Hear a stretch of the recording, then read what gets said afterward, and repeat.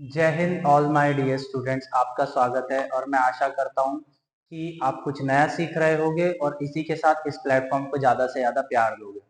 पहली और दूसरी चीज ये बोलना चाहूँगा, हम जो सिलेबस कंप्लीट कर रहे हैं वो स्पेसिफिकली आपको बता दूं मैं डिफेंस एग्जाम के लिए। आप अगर कोई भी तैयारी कर रहे हैं जो कि यूपीएससी लेवल का एग्जाम कंडक्ट कर रही है, मतलब जनरली ग्रुप ए की सर्विस, ठीक है। देखिए, आपको समझना पड़ेगा, जनरली जो यूपीएससी है वो यूपीएससी ग्रुप ए की सर्विस की प्रिपरेशन या ग्रुप ए इसकी एग्जाम लेती है। कौन लेती है? यूपीएससी। तो यूपीएससी में चाहे वो एनडीए हो, चाहे सीडीएस हो, सीएपीएफ हो, चाहे आईएएस हो, ठीक है। थोड़ा थोड़ा सा टच कर जाता हूँ आईएएस का लेवल, प्री लेवल, बस उससे ज्यादा नहीं। मेंस में यहाँ से कोई 1% भी नहीं आने वाला, ठीक है।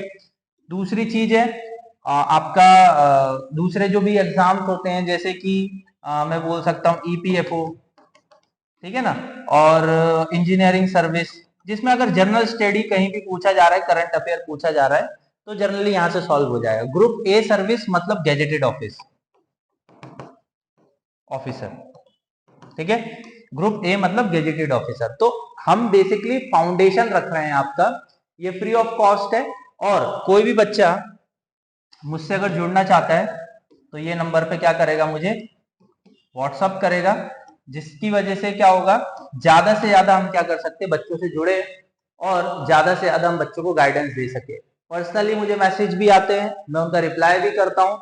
हमारी जो टीम है जो इसके पीछे बैठी है, जो एकेडमिक्स होती है, जो कि जर्नली आपको एक इंफॉर्मेशन देती है, वो भी आपकी हेल्प कर देगी।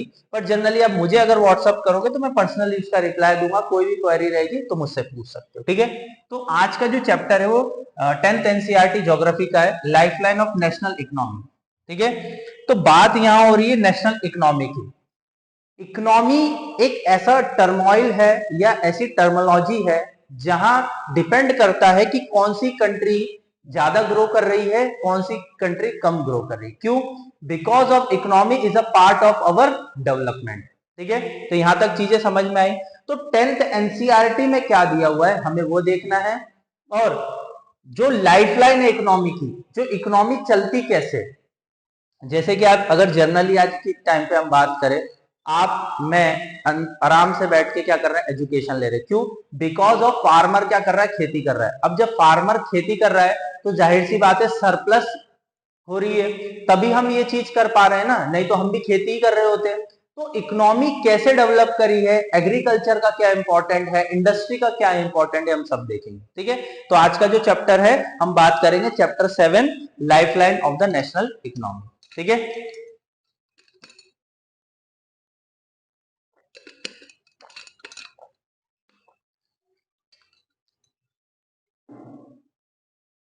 चलो आगे बढ़े। सबूरी और धैर्य से पढ़ना है, आराम से हम हर चीज का डिस्कशन करेंगे।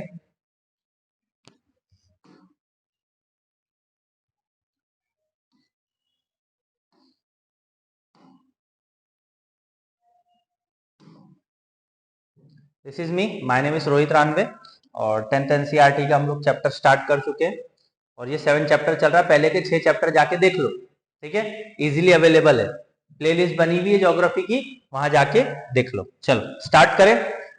The mean of transportation and communication, lifeline of national economy, they help to, ठीक है।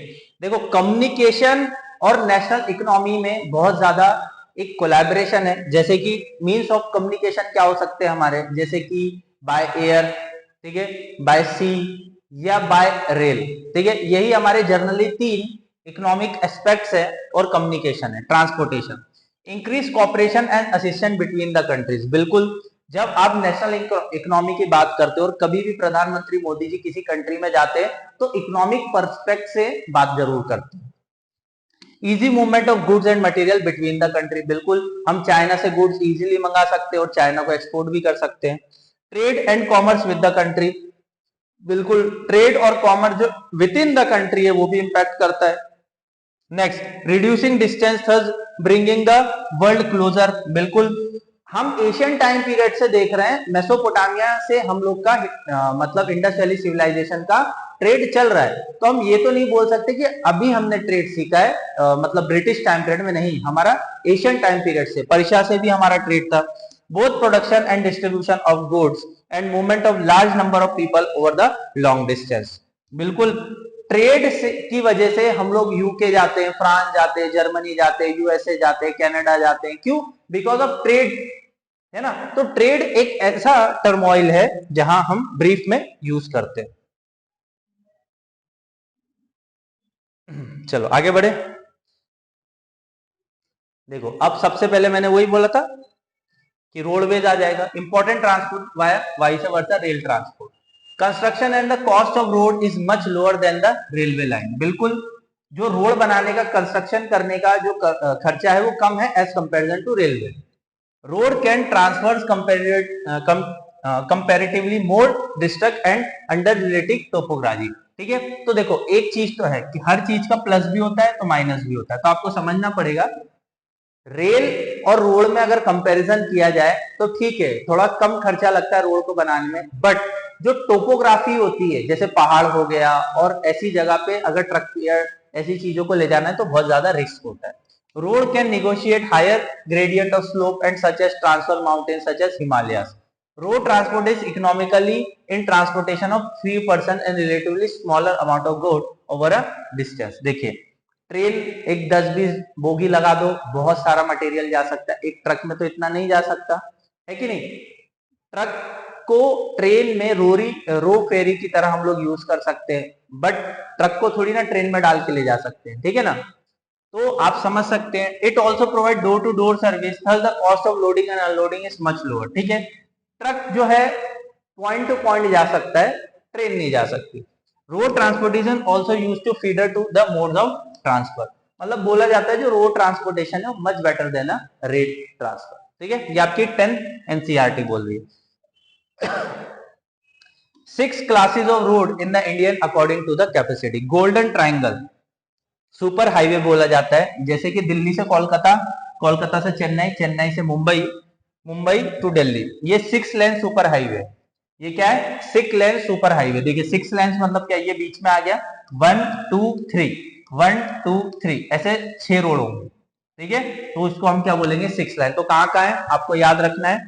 Golden quadrilateral super highway Delhi, Kolkata, Chennai, Mumbai को जोड़ रहा है। ठीक है, the north south corridor link to Srinagar, जो जम्मू कश्मीर से कन्याकुमारी तमिलनाडु को, और ईस्ट वेस्ट जोड़ रहा है सिलचर असम से और पोरबंदर गुजरात से। They are made to reduce the time and distance between the mega cities of India. ठीक है, इंडिया। तो आपको ये इंपॉर्टेंट है, पता होना चाहिए गोल्डन ट्राइंगल क्या होता है, नॉर्थ ईस्ट कॉरिडोर क्या होता है, तो इतना आपको आइडिया होना चाहिए। चलो अब आते हैं नेशनल हाईवे के ऊपर। ठीक है, देखिए national highway link all major cities extreme part of the country. बिल्कुल, नेशनल हाईवे क्या करते हैं? पूरे इंडिया को कनेक्ट करने की कोशिश करते हैं। There are the primary road system and maintain by the central public work department. ये याद रखना है, नेशनल हाईवे को कौन मेंटेन करता है? तो सेंट्रल पब्लिक वर्क डिपार्टमेंट।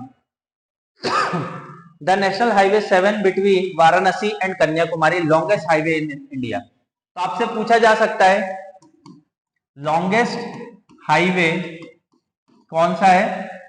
तो NH7 है, जो कि वाराणसी से किसको जोड़ रहा है? वाराणसी से कन्याकुमारी को।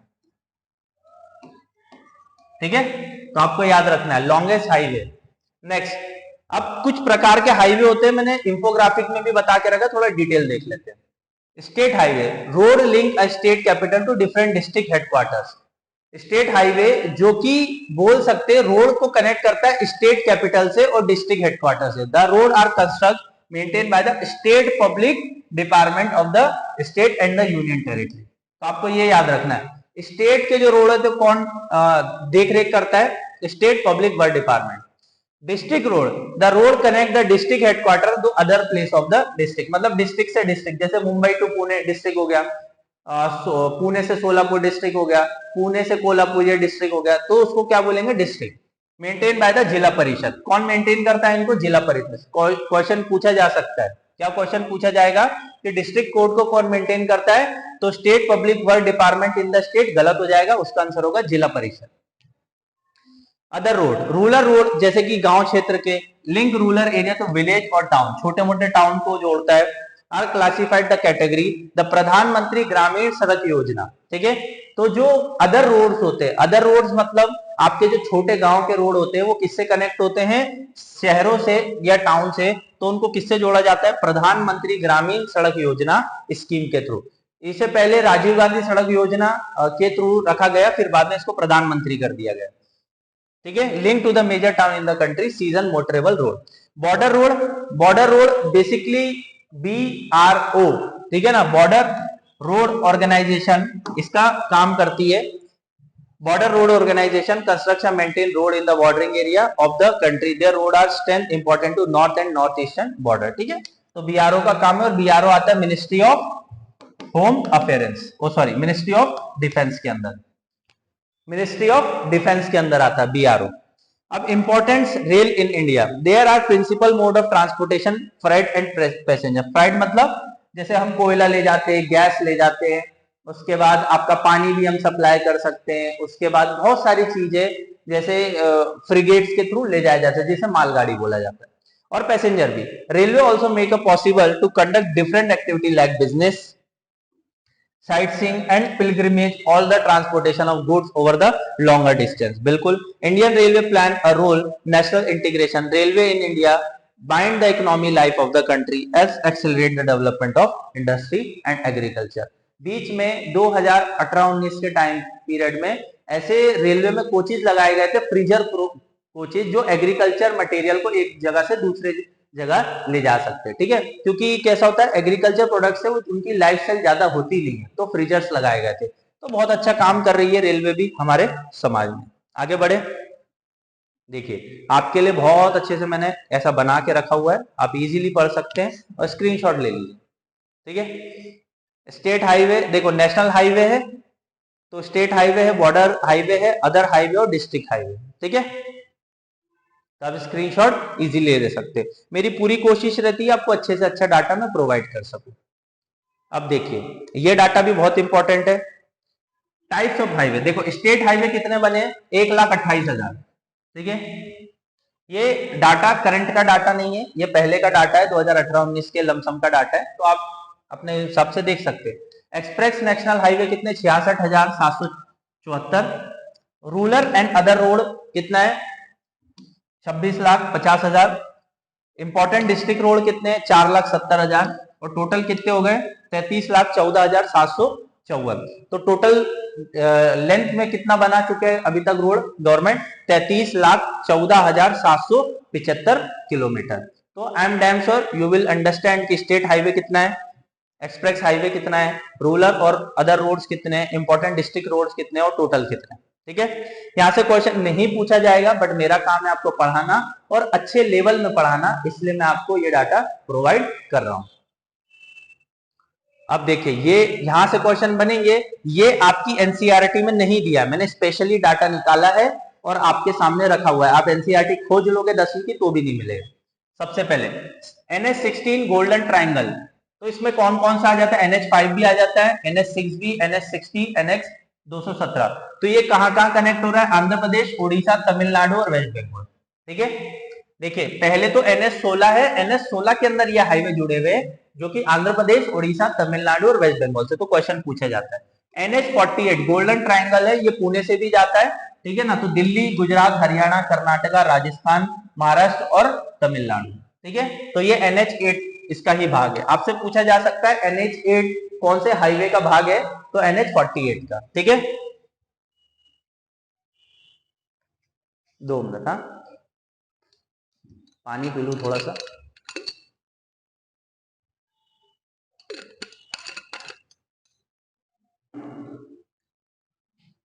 NH68 पैरेलल है वेस्टर्न घाट के।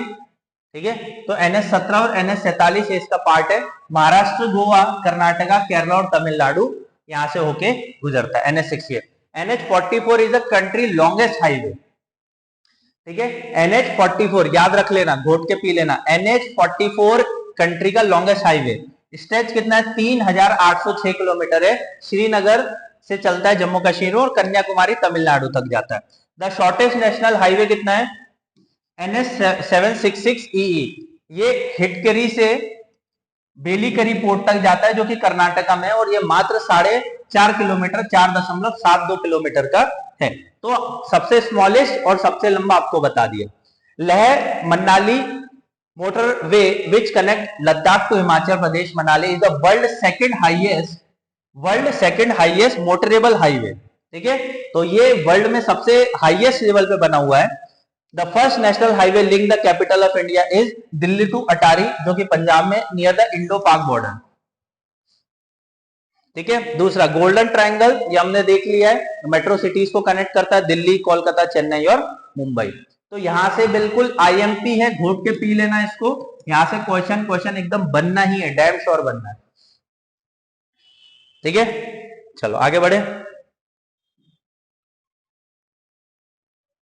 Factor which influence the distribution pattern of railway network in India. देखो, ब्रिटिश टाइम पीरियड में रेलवे हमारे इंडिया में आई, 1853 की लमसम की बात है।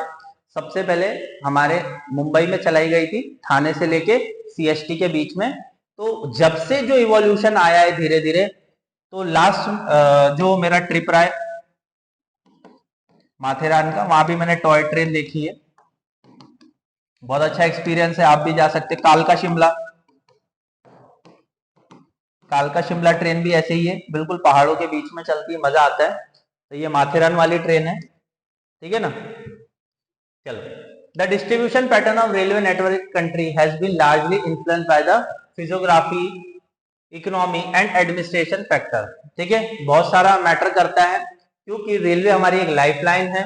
The density railway network is high in the north plain, बिल्कुल नॉर्थ प्लेन में जो डेंसिटी है वो बहुत ज्यादा हाई है, क्योंकि वहां ज्यादा पटरियां बिछी हुई है। Because they are a vast level land, high population density and rich agriculture sources. अब क्या क्या कारण है, क्योंकि वहां वास्ट लेवल लैंड है, ठीक है। दूसरी चीज, वहां की जो पॉपुलेशन डेंसिटी वो ज्यादा है, और एग्रीकल्चर रिसोर्स भी वहां ज्यादा है।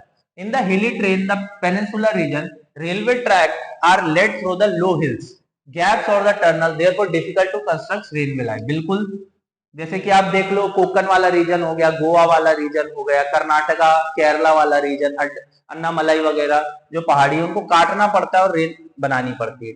Region to unfavourable for the construction of railway line, high relief, sparse population and lack of economic opportunities. ठीक है, तो साउथ में ज्यादा रेलवे नेटवर्क क्यों नहीं है, क्योंकि लैक ऑफ अपॉर्चुनिटीज वहां क्रिएट होती है, और वहां पॉपुलेशन भी इतनी ज्यादा नहीं। It was difficult to lay down the sandy plains of western Rajasthan, तो राजस्थान पे भी नहीं है, शाम गुजरात में भी नहीं है, फॉरेस्ट है वो मध्य प्रदेश में भी नहीं है, छत्तीसगढ़ में, उड़ीसा और झारखंड में भी आपको इतना नेटवर्क नहीं मिलेगा, बट हाँ है, स्टिल है, देख सकते हैं। India longest train service 8 in the world. ठीक है, और हमारे यहाँ सबसे बड़ी जो ट्रेन चलती है, देखो एकदम स्क्रीनशॉट ले लो, आपके लिए जो डाटा लेके आ रहा हूं ये आपको NCERT में नहीं मिलेगा, पर आप तैयारी कर रहे हो NDA या डिफेंस एग्जाम की, तो आपको ये पता होना चाहिए। ठीक है, चलो देखो, इंडिया की जो सर्विस है वो लॉन्गेस्ट है कब, 8वें नंबर, 8 में, ठीक है, वर्ल्ड में। तो इंडिया में सबसे लंबी ट्रेन कौन सी चलती है, विवेक एक्सप्रेस चलती है, 4286 किलोमीटर चलती है, डिस्टेंस कवर करती है, कितना टाइम लेती है, 82.30 आवर्स। ठीक है, कहां से चलती है, डिब्रूगढ़ से चलती है, असम के, और कहां जाती है, कन्याकुमारी तमिलनाडु। ठीक है, आपसे पूछा जा सकता है कि डिब्रूगढ़ से चलती है तो कौन कौन से स्टेट से होके जाती है, तो असम, वेस्ट बंगाल, उसके बाद आपका उड़ीसा, आंध्र प्रदेश और तमिलनाडु और कन्याकुमारी में चली जाती है। ठीक है, यहां तक हो गया। तो वर्ल्ड की लॉन्गेस्ट ट्रेन सर्विस कौन सी है, देखो, मॉस्को से व्लादिवोस्टोक, मतलब रशिया में चल रही है, मॉस्को से बेजिंग वाया हरबाइन, ठीक है, मॉस्को टू बेजिंग वाया उलन बतार, ग्वांगझो टू लाहौस चाइना में, टोरनेट से वैंकूवर कनाडा में, शंघाई से लाहौस, फिर सिडनी से पर्थ, और डिब्रूगढ़ से कन्याकुमारी। तो 8 लॉन्गेस्ट है। अगर भविष्य में और बड़ा बन जाता है तो अपन आ जाएंगे 7th नंबर पे। ठीक है। उन लोग का एरिया में भी बहुत ज्यादा है, जैसे रशिया बहुत बड़ी कंट्री है तो उसको मान सकते हैं इतना टाइम लगता होगा। ठीक है, तो ये बहुत बड़ा फैक्चुअल डाटा था, आपको पता होना चाहिए। विवेक एक्सप्रेस कवर करती है 4286 किलोमीटर और कितना घंटा लेती है दिब्रूगढ़ से कन्याकुमारी पहुंचने का? 82.30 आवर। ठीक है, मैंने लास्ट जो ट्रैवल किया है पुणे से जम्मू, मुझे लगे थे अप्रॉक्स 46 आवर। बस ये मेरा लास्ट सबसे लंबा टूर रहा है, तो मुझे बहुत ज्यादा इरिटेशन हुई। तो अगर जो इसमें मतलब जा रहा है तो उसका समझ लो क्या हाल होगा।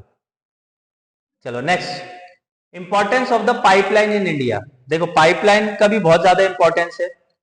In the past, there were used to transport water and the city's industry. Now there are used to transport crude oil, petroleum product and natural gas.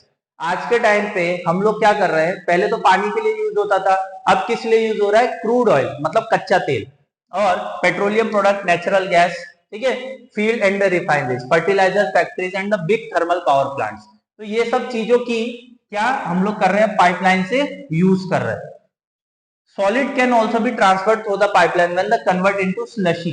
ठीक है, मतलब सॉलिड प्लस लिक्विड अगर बना दे तो उसको भी पाइपलाइन से हम लोग ट्रांसफर कर सकते हैं। Because of pipeline refine like Barauni, Mathura, Panipat gas based fertiliser plant could be located in interior of the earth. तो पता होना चाहिए बरूनी, मथुरा, पानीपत ये गैस बेस्ड फर्टिलाइजर है। Initial cost of laying pipeline is high but subsequent running cost is minimal. ठीक है, शुरू में कोई चीज यूज करते हैं तो उसका कॉस्ट बेनिफिट नहीं होता है, बट जब वो रनिंग करते हैं तो वो हो जाता है। It's rule the transhipment during the transportation loss of the delay.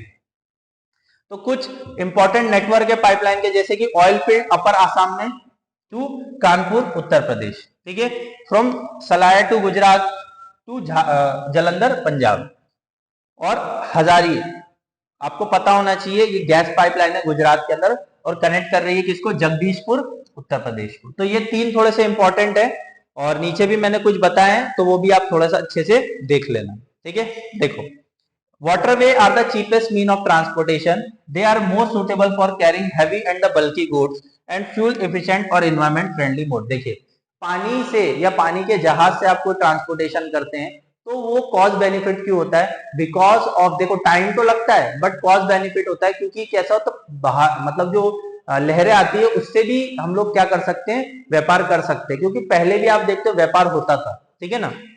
Next, national waterway of the government. तो कौन कौन सा? गंगा रिवर पे बना है, इलाहाबाद से Haldia.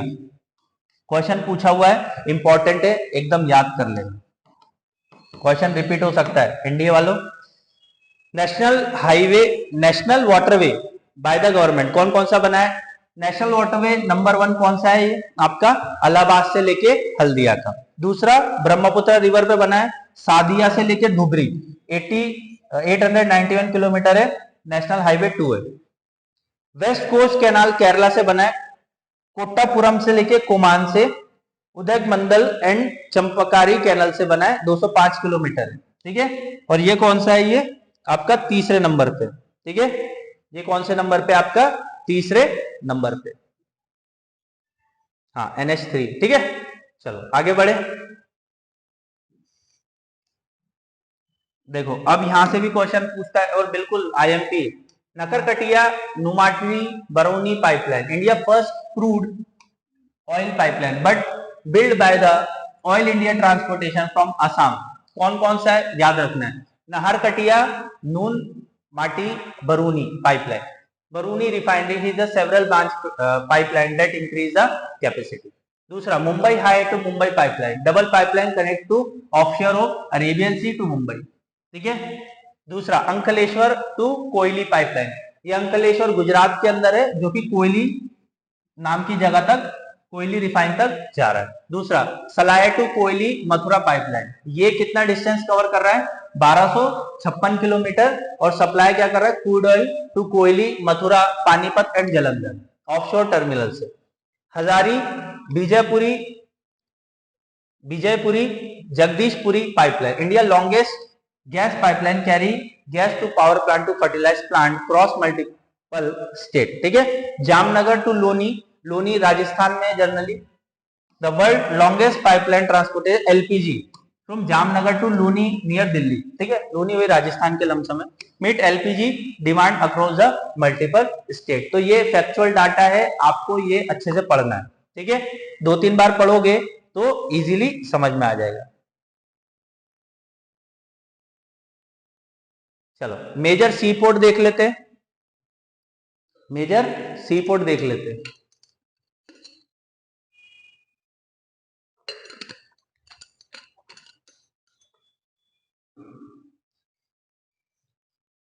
Kandla, it was the first port developed soon after the independence. Kandla port Gujarat में, ठीक है ना, first develop, it develop easier volume of trade on the Mumbai port. Kandla is the tidal port, ठीक है, ये मुंबई पोर्ट का मतलब ये मत समझना कि कांडला मुंबई में, नहीं, कांडला कहां पर है, गुजरात में,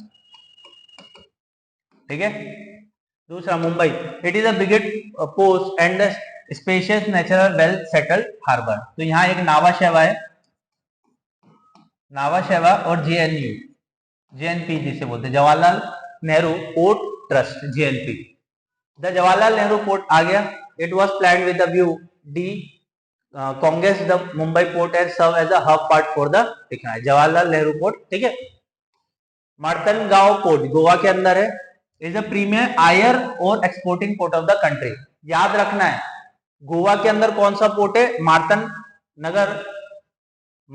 नगांव पोर्ट है गोवा के अंदर, और ये प्रीमियम आयन एक्सपोर्टिंग पोर्ट है। The port account the about 50% of India iron is export. New Mangaluru port कहां से, कुद्रमुखी माइन से जुड़ा हुआ है, ठीक है, ये भी आयरन और एक्सपोर्ट करता है। Kochi port interest of lagoon natural harbour है। कोची पोर्ट बेसिकली केरला में मिलेगा। टूटीकोन तमिलनाडु में is a natural harbour, large variety of cargoes to neighbouring countries like Sri Lanka, Maldives.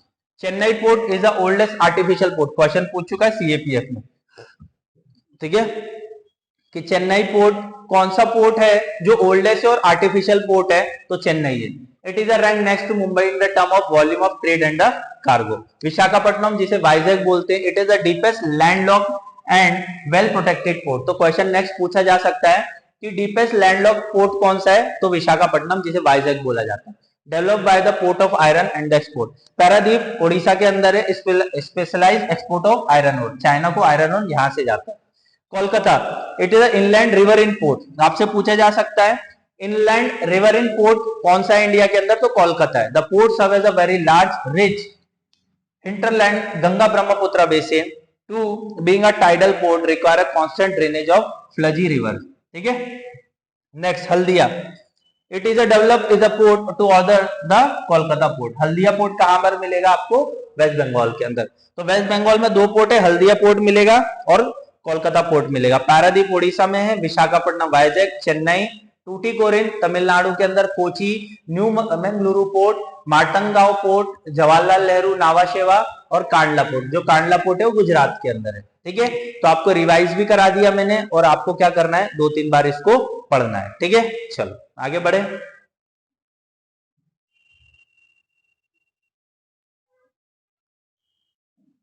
देखो इंपॉर्टेंस ऑफ एयरवे, फास्टेस्ट, बिल्कुल सबसे फास्ट ट्रांसपोर्ट किया जा सकता है, प्रेस्टीज मोड है ट्रांसपोर्टेशन का, बट ये कॉस्ट बेनिफिट नहीं है। Very difficult train like high mountain, desert, dense forest along the oceanic stretch, great easier. Air travel is made exit easier, north east area, river district relief, dense forest and frequently flood international frontier. तो अगर कुछ ऐसी आपदा आ जाती है और वहां resource पहुंचाना है तो एयरवे सबसे अच्छा हम बोल सकते हैं संसाधन है। नेक्स्ट, कम्युनिकेशन के दो है तरीके हैं इंडिया में, पर्सनल कम्युनिकेशन और मास कम्युनिकेशन।